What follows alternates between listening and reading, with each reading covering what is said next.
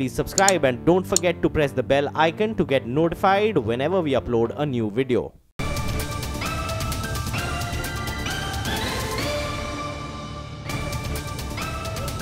गांव साबेरी साई गार्डन गौतम बुद्ध नगर ग्रेटर नोएडा एक बार फिर उसी जगह मौजूद।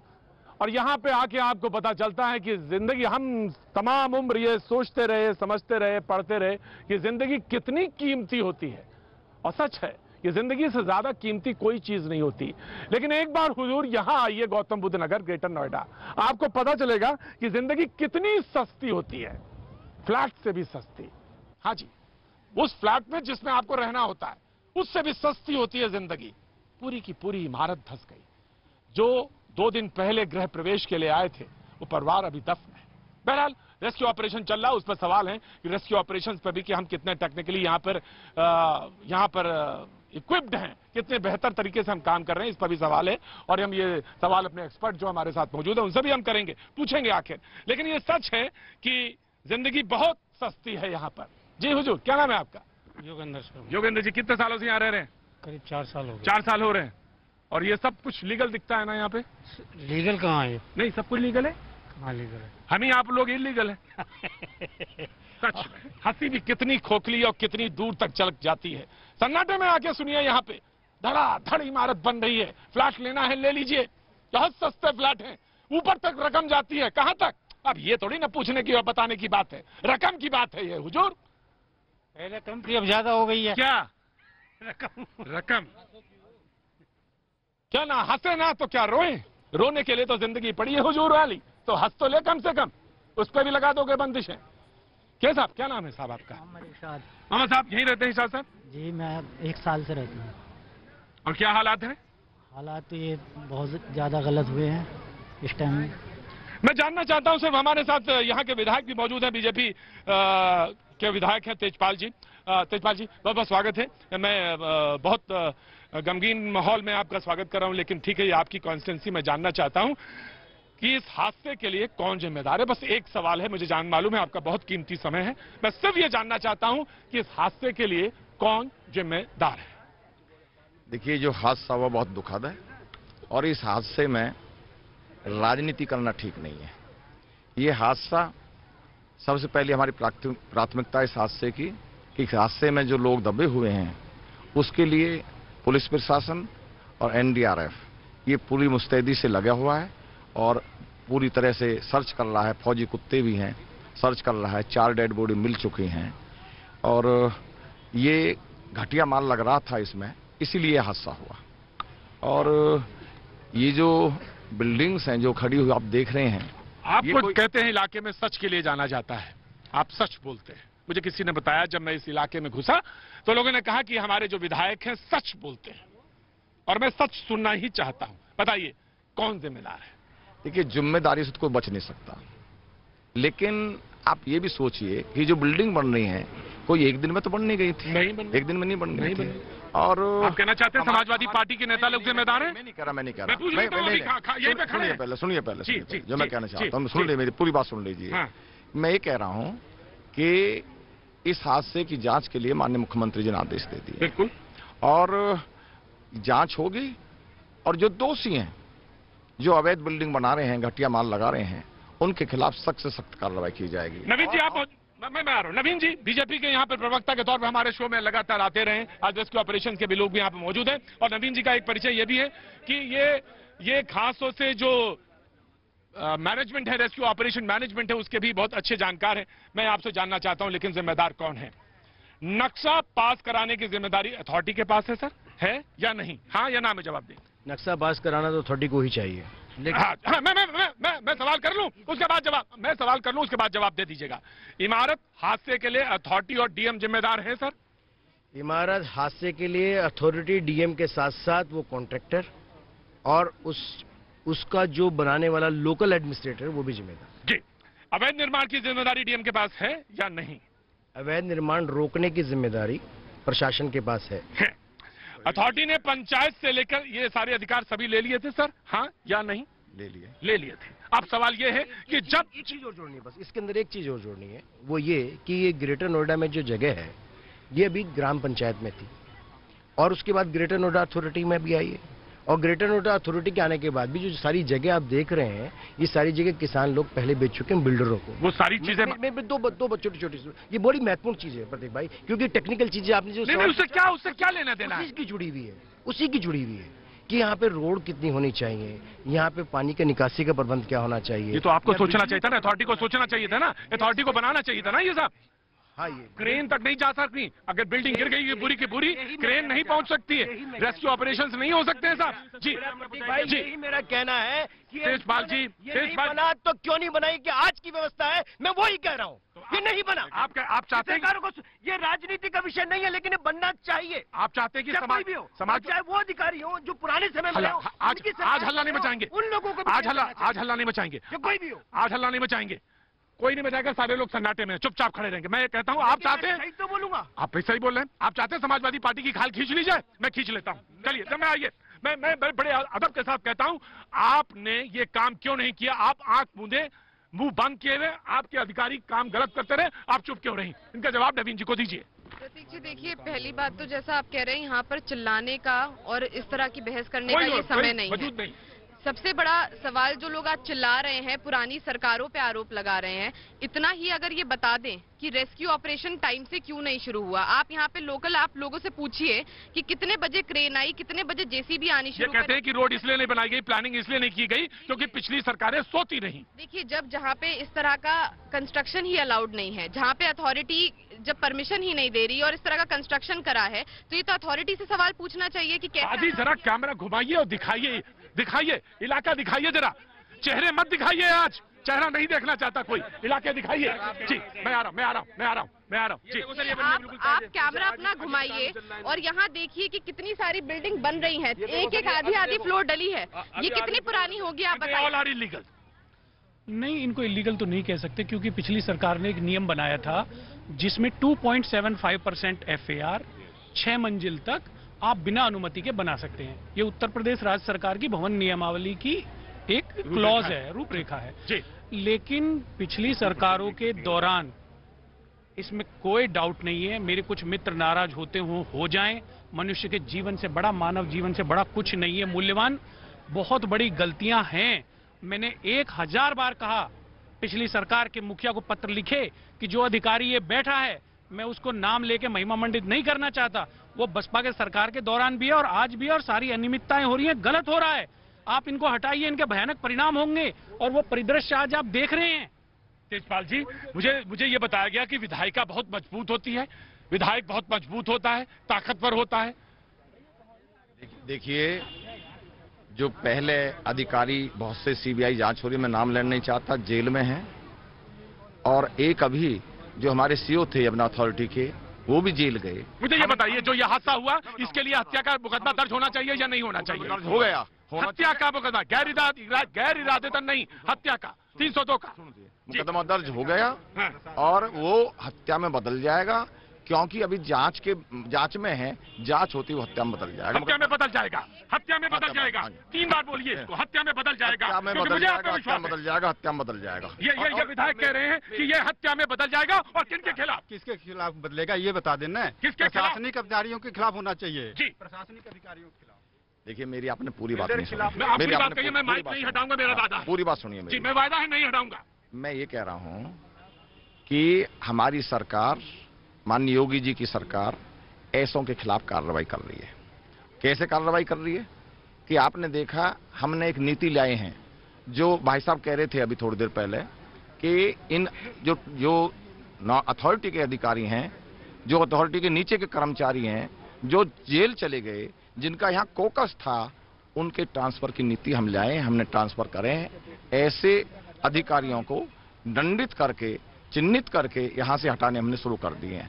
हटाएंगे, कहीं और जाएंगे, कहीं और बैठेंगे, कहीं और ग्रेटर नोएडा करेंगे, उनको निलंबित करिए। नहीं, निलंबित भी हो, जेल भी गए हैं, जेल भी गए, हमारी सरकार में जेल भी गए हैं, कार्रवाई भी हुई है हमारे खिलाफ। हमारी सरकार ने, जो भी अधिकारी है उनके खिलाफ कार्रवाई इतनी सख्त होनी चाहिए कि वो कहीं काम ही ना कर पाए। आप एक बात सबक दीजिए सब, मैं कह रहा हूं, इसीलिए आपको सरकार, तमाम सारे लोग मौजूद हैं, अभी यहाँ पे बैठे हैं, यहाँ भी बात करेंगे। आपको इसी सरकार इसीलिए चुनी गई थी कि आप सबक देंगे, और सबक हमारे सामने, आप दीजिए सबक, लोग सीख लेंगे आपसे। आपको तो चिंता करने की जरूरत ही नहीं। आपको भ्रष्टाचार के खिलाफ ये एक लड़ाई, एक स्ट्रोक मारिए, ये तो आप हम सारे लोग मान लेंगे। देखिए, हमारी सरकार ने ही इन बिल्डरों के लिए 3 मंत्रिमंडल, जो हमारे बड़े नेता हैं मंत्रिमंडल में, उनकी एक समिति बनाई है जो बिल्डर्स बायर के बारे में विचार कर रही है। और हमारी सरकार में ही बिल्डर के खिलाफ कार्रवाई हुई है, बिल्डर के खिलाफ FIR हुई है, बिल्डर जेल में गए हैं। इससे पहले कोई जेल नहीं गया। यह अरेस्टिंग नहीं होती है। बिल्डरों के खिलाफ जो है इतने प्रदर्शन होते हैं, इतनी अनियमितता है, लेकिन FIR दर्ज कराई कम से कम 100 बिल्डरों पर, और अरेस्टिंग नहीं है। FIR की जांच तक नहीं होती, पुलिस नहीं करती। प्रतीक जी एक अधिकारी हैं अथॉरिटी में, उनके खिलाफ एक वीडियो भी चला था, न्यूज में भी आया था, लेकिन उसका डिमोशन नहीं हुआ, ना उसको हटाया गया, उसका प्रमोशन हो गया है। वो GM हो गई हैं। जी मैं सुनना चाहता हूँ जी। मैं ब्रजभूषण त्यागी RW, मैं आपका 4 बार नाम आपने, ब्रजभूषण त्यागी RW, मैं आपका 4 बार नाम आपने आपका लिया। हाँ, जी ब्रजभूषण त्यागी RW सेकंड से हूँ जी। मैंने एक थाने में बिल्डरों के खिलाफ एक एप्लीकेशन दी कि ये अवैध निर्माण। मैं पहले आपसे एक सवाल पूछना चाहता हूँ। मैं सुबह से देख रहा था तो एक अधिकारी यहाँ पे कह रही थी कि जो यहाँ रहते हैं लोग, उनको भी तो अपनी आंखें खुली रखनी चाहिए। मैं RW के आप अधिकारी हैं, मैं आपसे पूछ रहा हूँ कि आपकी आंखें क्यों बंद थी, आपने अपनी आंखें क्यों नहीं खोली? जी मैं बिल्कुल मैं आपसे ले लूंगा त्यागी जी। जिन अधिकारियों ने ये बात कही कि अपनी लोगों को आंखें खुली रखनी चाहिए थी, तुम्हें अधिकारी इसलिए बनाया था कि तुम कानून व्यवस्था का पालन करोगे और लोगों से कराओगे। तेजपाल जी सुन रहे होंगे ये बात, तेजपाल जी सुन रहे होंगे। मैं हमने ये चीजें उन्हें लिखित में ये दी है, उन्हें शिकायतें दी है अधिकारी। दी आपने? ये देखिए आज तक कुछ विधायक जी को भी दिए हैं ये चिट्ठियां, आज तक कुछ नहीं हुआ है यहाँ पे, कोई नहीं सुनता है यहाँ पे। सामने खड़े हैं, कोई नहीं, सारे एप्लीकेशन है हमारे पास में। और DM साहब को भी दी है हमने चिट्ठी, और उन्होंने जो है रुकिए जी सवाल यह है नवीन जी, जो बहस का बिल्कुल एकदम सिरे में RTI एक्टिविस्ट ने उठाया था कि नेता, एक मिनट त्यागी जी ने भी यही बात कही, नेता अधिकारी का गठजोड़ है, और जो कि जिसकी वजह से ये सारा का सारा लॉबी नजर आता। तेजपाल जी, इस सरकार में किसी नेता का, किसी अधिकारी का ऐसे गलत कामों में गठजोड़ नहीं है। सुनिए पहले देखो, क्लियर कहा जाता है कि थाने में हमारा पैसा जाता है, तुम कुछ नहीं कर पाओगे हमारा। हाँ, और हम कंप्लेंट करते हैं तो आगे क्या हमें धमकाया जाता है, यहाँ पर हमें मारने की धमकी दिया जाता है। 500 रुपए प्रति गज थाने के लिए, मतलब गड्ढा खोदने के लिए। एक बिल्डिंग का हमें ये बताए कि पानी का। तेजपाल जी मैं आपके माध्यम से यह बात माननीय मुख्यमंत्री तक पहुंचाना चाहता हूं कि ये यहाँ के रेजिडेंट वेलफेयर है। चढ़ा दिखाओ पाजी, ये कहते हैं 500 रुपए गज का रेट है। पाजी 500 रुपए गज का है। मैंने कहा था जीवन बहुत सस्ता है, अगर सस्ता देखना है तो यहीं ग्रेटर नोएडा में इसी जगह आओ। 500 रुपए गज का रेट है, जिंदगी बड़ी आसान है। ये शुरुआत है। आप कह सकते हैं, सुनने का मादा भी रखिए। मैं आपको ये विश्वास दिलाना चाहता हूँ, जो ये कह रहे हैं वो अगर इनके पास एप्लीकेशन है, मुझे दे उन्हें एप्लीकेशन। कोई एप्लीकेशन नहीं, आप मोटो लीजिए, वरना मुझे फांसी पे चढ़ा दीजिएगा, क्योंकि मेरा प्रोग्राम था। पहले मेरी बात सुनो जी। जिन अधिकारियों को इन्हें दी है ये सूचनाएं, उन अधिकारियों के खिलाफ हम कार्रवाई कराएंगे। उन अधिकारियों के खिलाफ हम कार्रवाई कराएंगे जिन्होंने लिया, जिन्होंने किया। छोड़ दीजिए, एक मिनट रुकिए। जिन्होंने लिया, जिन्होंने किया, छोड़ दीजिए। आप तो आज से अगर जाग गए तो मैं मान लूंगा कि आज से सवेरा हो गया। आप तो आज ही से एक्शन में लीजिए। मैं आपको एक विश्वास दिलाता हूं, हम नहीं चाहेंगे कि भविष्य में कोई इस तरह की पुनरावृत्ति हो। इस तरह के जो अवैध निर्माण है, बिगड़ नक्शे पास हो रहे हैं, कोई इंजीनियर उनके पास नहीं है, कोई आर्किटेक्ट उनके पास नहीं है, कैसा ही माल लगा दो। इन ऐसे सब के खिलाफ जो जांच बिठाई है माननीय मुख्यमंत्री जी ने, उन सब के खिलाफ हम कार्रवाई कराएंगे। तेजपाल जी, बड़ा आसान होता है सब कुछ कहना। कितना आसान होता है कि ये कैसी सीमेंट लगाई, कैसी सरिया लगाई, कैसा क्या किसी को मालूम नहीं था? क्या किसी को ये नहीं मालूम था कि ग्रेटर नोएडा में, भाई साहब तस्वीरें उनको दिखाई जाती जो अंधे होते हैं, उनको दिखाइएगा जिनको अंधे हो, यहां सब मालूम है। तो क्या भाई साहब किसी को ये नहीं मालूम था कि यहाँ पे सीमेंट कौन सी लग रही है? 13-2 लग रही है या 13-1, और या 13 में जो 1 है वो मट्टी लग रही है? 20-1 लग रही है। किसी भी एक बिल्डिंग के यानी 20 हिस्सा बालू और 1 हिस्सा सीमेंट। ये है। अरे तुम तस्वीर क्या दिखाते हो मुझे मालूम नहीं, क्या ये छोटी सी गणित नहीं समझ में आई? देखो मेरी बात सुनिए, पहले मेरी बात सुनिए। ये जो एरिया, पहले मेरी बात सुनिए, ये जो एरिया है यहाँ का, ये जो एरिया है इसका अधिग्रहण रद्द हो गया, सुप्रीम कोर्ट से इसका अधिग्रहण रद्द हो गया, जमीन किसानों के नाम आ गई। बिल्कुल समझ रहे हो ना जी? जमीन किसानों के नाम आ गई। इसकी रजिस्ट्री ग्रेटर नोएडा ने नहीं करी, अथॉरिटी ने करी, इसकी रजिस्ट्री यहाँ के किसानों ने करी होंगी। अरे दादरी से रजिस्ट्री करने वाला कौन है? पहले किसान है। मेरी बात सुनिए, किसान है। डिप्टी रजिस्ट्रार, अब हमारी सुनो ना, मैं आपकी बात मान रहा हूँ। डिप्टी रजिस्ट्रार जो रजिस्ट्रार होता है, जो रजिस्ट्री करता है, जब कोई किसान या कोई व्यक्ति जिसके नाम प्रॉपर्टी होती है उसको रजिस्ट्री करने का अधिकार है, वो रजिस्ट्री कर सकता है। समझ रहे ना जी? भैया अब मेरी सुनो ना, भाई करवाने वाला कौन था, देने वाला कौन था? देने वाली ग्रेटर नोएडा नहीं थी ना। सब कुछ है। सवाल ये है, देने वाला कौन था, करने वाला कौन था? ये बात सच है, ये बात सच है। विधायक जी कह रहे हैं कि किसान कर रहे थे, लेकिन मतलब हर चीज में किसान दोषी है। किसान यदि लाल डोरा है, नियमित लाल डोरा होता है हर किसान का, हर गांव का लाल डोरा होता है। किसान निश्चित रूप से अपनी जमीन बेच सकता है। जो ऐसा काम कर रहे हैं उनको किसान कहोगे? किसान तो सीना चीर करके लोगों का पेट भरता है भाई, क्या बात कर रहे हैं? अरे आपने मॉनिटरिंग तो करी नहीं, कंस्ट्रक्शन की क्वालिटी तो चेक करी नहीं, उसकी बात करिए ना। यहाँ विधायक जी खड़े हैं, विधायक जी से एक निवेदन करना चाहता हूँ। विधायक जी, समस्या का समाधान होना चाहिए, सब इसलिए खड़े हैं यहाँ पे। आपसे आग्रह है, नवीन जी से आग्रह है, कृपया सहायता राशि तो बता दीजिए, कितनी सहायता राशि होगी इन सब लोगों को, पहली बात। दूसरी बात, विधायक जी भले आदमी हो सकते हैं, भारतीय जनता पार्टी के विधायक उत्तर प्रदेश के चीफ मिनिस्टर के अगेंस्ट धरने पे बैठे, थानों में बाहर धरनों पे बैठे, किस लिए कि सब अधिकारी हम विधायकों की सुन नहीं रहा है। हो सकता है विधायक जी की सुन रहा हो, हम तो कह रहे हैं अगर आपकी सुन रहा है विधायक जी तो कार्रवाई करा दीजिए। आप क्या कीजिए, राजनीति नहीं करेंगे। बिल्कुल राजनीति नहीं है, आज राजनीति नहीं करेंगे। नहीं, मैं राजनीति नहीं करेंगे, कोई राजनीति नहीं है। मैं कहता हूँ, देखिए सुनिए, विधायिका का काम है कि अफसरों की नकेल कसे। बिल्कुल हम योगी जी से आग्रह करते हैं कि अपने विधायकों को पावर दें, जिससे वो अपने अधिकारियों की नकेल कसे। मुद्दा ये है कि मैं आपका सबका दौरा पंखुड़ी में आ रहा हूँ, वक्त है, छोटे से ब्रेक के बाद हम फिर हाजिर होते हैं। शाहबेरी साई गार्डन, गौतम बुद्ध नगर, ग्रेटर नोएडा वेस्ट। जी हाँ, जहां पे मैं मौजूद, हादसे की जगह, जहां तमाम सारे वो लोग। और अब बातचीत के सिलसिले में सवाल ये उठाया गया कि आखिर इस हादसे का जिम्मेदार कौन है। सीधे सवाल पूछे। हमारे मेहमान में यहाँ के विधायक भी शरीक है, बीजेपी के, समाजवादी पार्टी, कांग्रेस, यहाँ पे प्रबुद्ध जन और रेस्क्यू ऑपरेशंस के जो एक्सपर्ट्स हैं वो भी मौजूद। बातचीत के सिलसिले को जोड़ रहा था। सवाल ये था कि आखिर जिम्मेदार कौन है, जिम्मेदारी किसकी। सवाल के ही क्रम में एक सवाल जो सबसे पहले मैंने आज पूछा था वो ये कि इस हादसे के लिए जिम्मेदार लोगों को गैर इरादतन हत्या या हत्या का मुकदमा दर्ज हो। सवाल मेरा यह है कि क्यों ना हत्या का मुकदमा दर्ज हो। जी हां, क्या जिंदगी इतनी सस्ती है कि आप 20-1 का मसाला लगा देंगे, यानी 20 हिस्सा बालू और 1 हिस्सा सीमेंट, ऐसा कर देंगे? पूरी की पूरी इमारत इसलिए गिर जाए क्योंकि कुछ सरिया कम थे, कुछ पैसा ज्यादा वसूली थे, या अवैध वसूली इसकी जिम्मेदारी है? जी हां, सिलसिले में पता चला कि अवैध वसूली भी और अधिकारियों की, अफसरों की जो जेब है वो मोटी गर्म करने के लिए भी एक जिम्मेदार ये बात। रेस्क्यू ऑपरेशन के लोग एक्सपर्ट के तौर पे हमारे साथ मौजूद हैं। जी, आरडब्ल्यू के यहाँ पे लोग मौजूद हैं। जी जी हाँ जी, ये हमने डीएम के यहाँ भी दिया है, 2 बार लेटर। एक ट्विटर हैंडल से मुझे जो जानकारी दे मेरे रिसर्च ने भेजी, इस महीने की 2 तारीख को यूपी पुलिस और मुख्यमंत्री योगी आदित्यनाथ को ट्वीट कर बिसरिक थाना क्षेत्र स्थित शाहबेरी में अवैध प्लॉटिंग और निर्माण की सूचना देकर कार्रवाई की मांग की गई।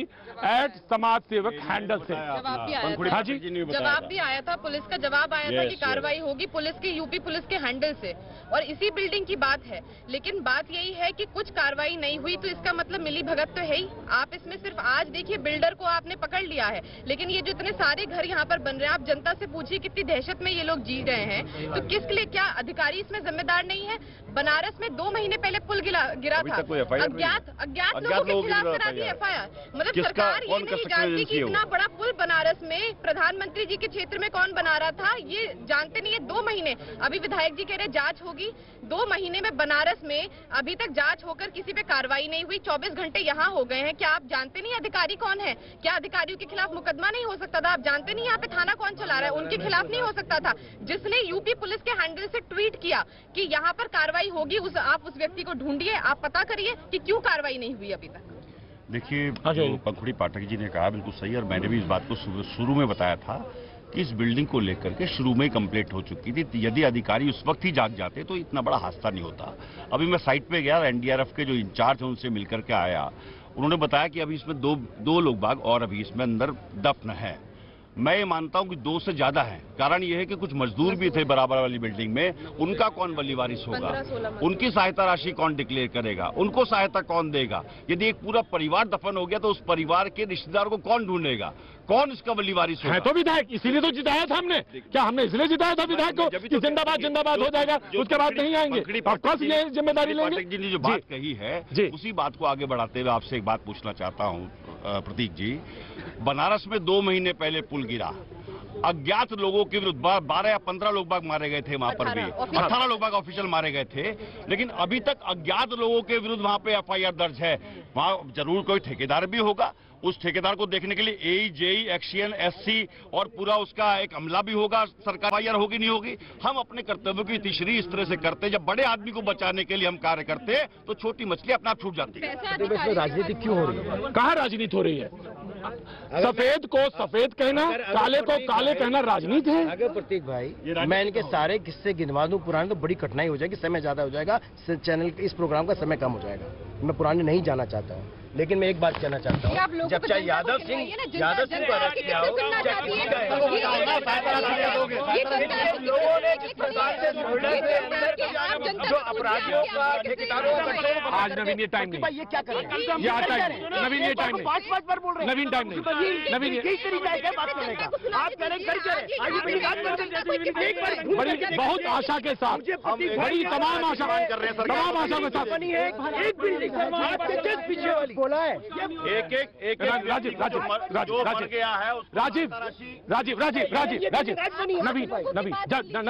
पंखुड़ी लोगों को चुप नहीं कर सकते। ये बिल्डिंग आज नहीं बनी। नवीन यहाँ हादसा हुआ है, नवीन यहाँ हादसा हुआ, नवीन हादसा वक्त है जोड़ दे, ब्रेक के बाद हम फिर हाजिर होता। नवीन हादसा हुआ।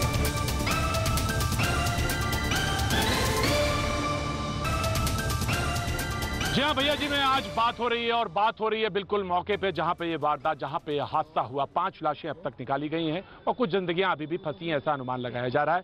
उम्मीद करते हैं, उम्मीद पे सारी दुनिया कायम है कि वो सांसें सही सलामत बाहर निकलेंगी। बहरहाल ये सच है कि भैया जी में ब्रेक होता है, ब्रेक में तमाम बातें होती हैं, लेकिन सच ये है कि मैं आपको वही बात बताता हूं जो बिल्कुल ईमानदारी के साथ सच होती है। अभी कुछ देर पहले जब ब्रेक था, विधायक जी ने कहा कि कार्रवाई नहीं हुई, लेकिन अब कार्रवाई हो जाएगी।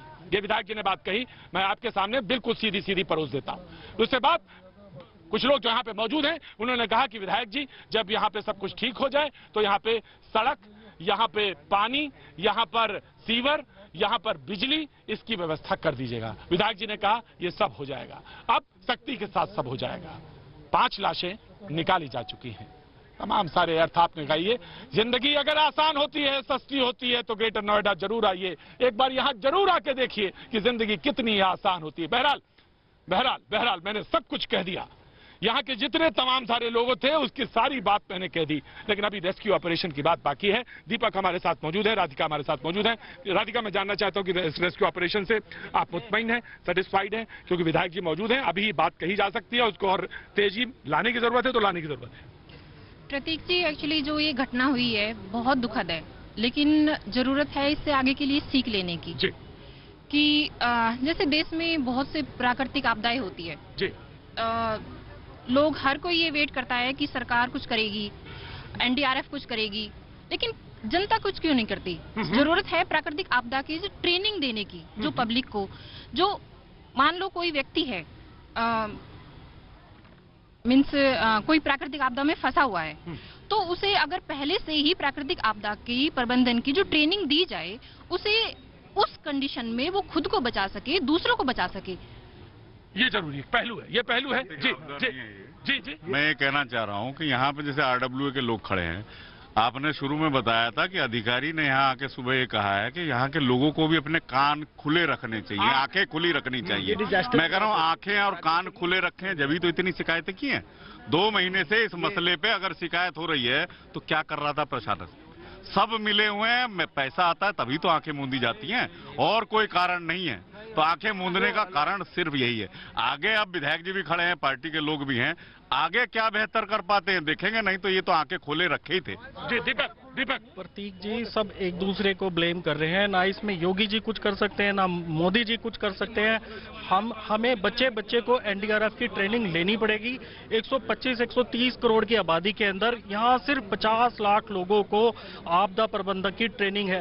यकीन करिए, मैं आपको आंकड़े बता देता हूँ। ऐसी सकरी गलियों में एक बार अगर कोई आपदा हो जाएगी तो मानिए जैसा हुआ यहाँ पे, क्रेन तक नहीं पहुँच सकती है हुजूर आली, ये स्थिति है। एम्बुलेंस नहीं पहुँच सकती यहाँ पे, एम्बुलेंस नहीं पहुँच सकती, मोटरसाइकिल नहीं पहुँच पा रही, बाइक नहीं पहुँच सकती। मैं आपको सावेरी के पार्ट 100 होंगे, ये पार्ट 1 है। अगर ये हादसा नहीं रोका गया तो पानी की अभी 100 तो होंगे सर, आप हमें समझ होंगे। सबकी नींव में पानी जा रहा है, सबकी नींव में पानी जा रहा है।